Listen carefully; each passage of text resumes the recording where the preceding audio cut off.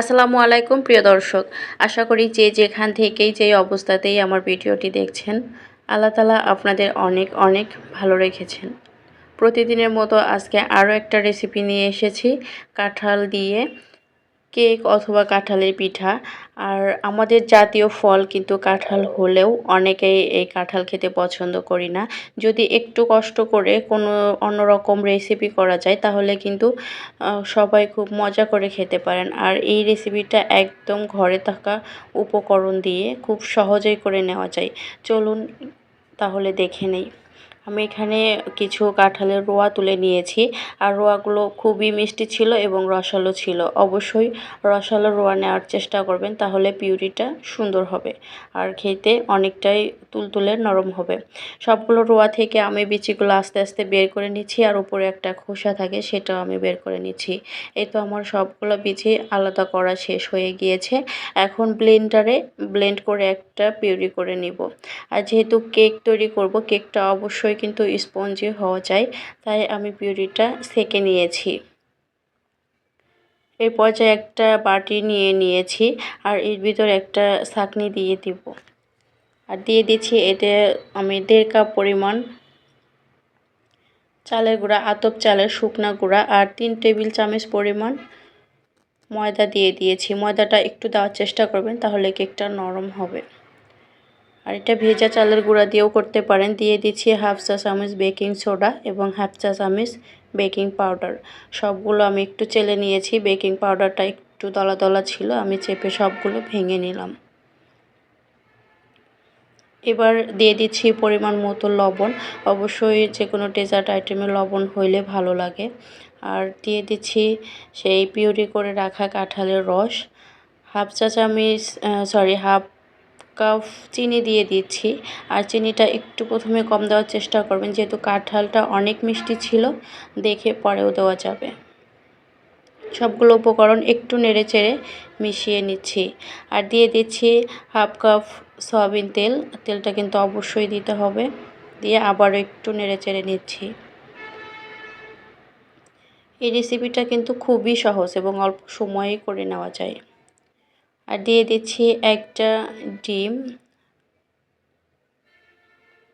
এখানে আমার একটা ডিমই যথেষ্ট।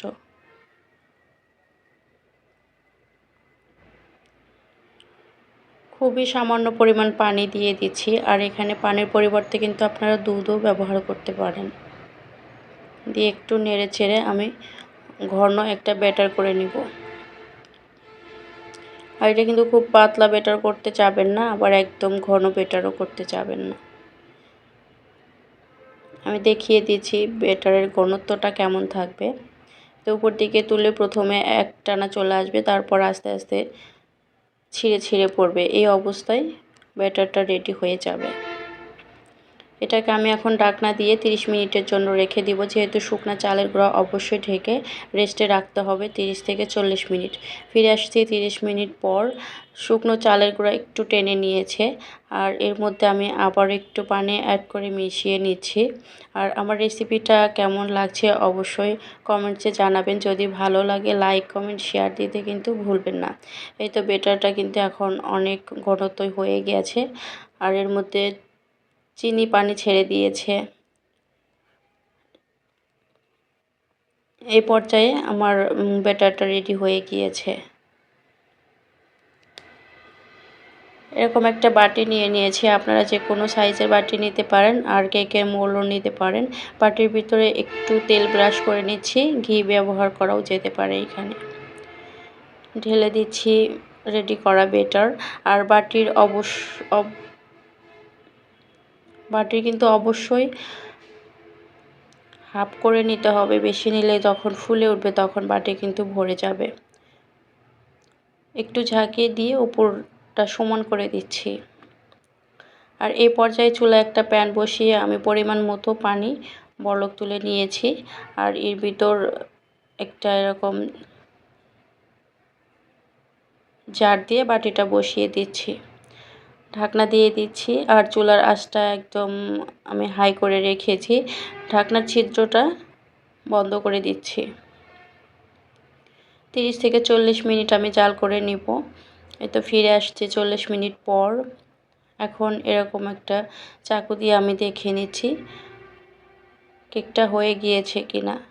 যদি ভিতরে একটু ভেজা ভেজা থাকে, না হয়ে থাকে, তাহলে এটা কিন্তু ভিজে পানি পানি হয়ে আসবে। তো আমার কেকটা রেডি হয়ে গিয়েছে, নামিয়ে নিচ্ছি। 30 মিনিট পর ঠান্ডা করে কেকটা আমি বের করে নিয়েছি। এখন একটা চাকুর সাহায্যে আমি কেকটা ছাড়িয়ে নিব। এত সুন্দর এই কেকটা, একবার বানালেই বুঝতে পারবেন। খুব সহজ, খুব সহজেই করে নেওয়া যায় অল্প উপকরণ দিয়েই।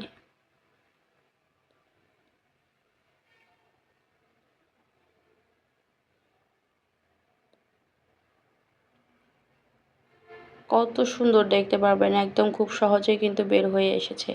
একদম সফট হবে, এটা চাপ দিলে নিচের দিক বসে যাবে, আবারও উঠে যাবে। একটু কেটে আমি দেখাচ্ছি ভিতরটা কেমন হয়েছে। রেসিপিটা যদি ভালো লাগে, আবারও বলছি, লাইক কমেন্ট শেয়ার দিয়ে পাশে থাকবেন। আজকের ভিডিওটা এ পর্যন্তই, কথা হবে আবারও। আল্লাহ হাফেজ।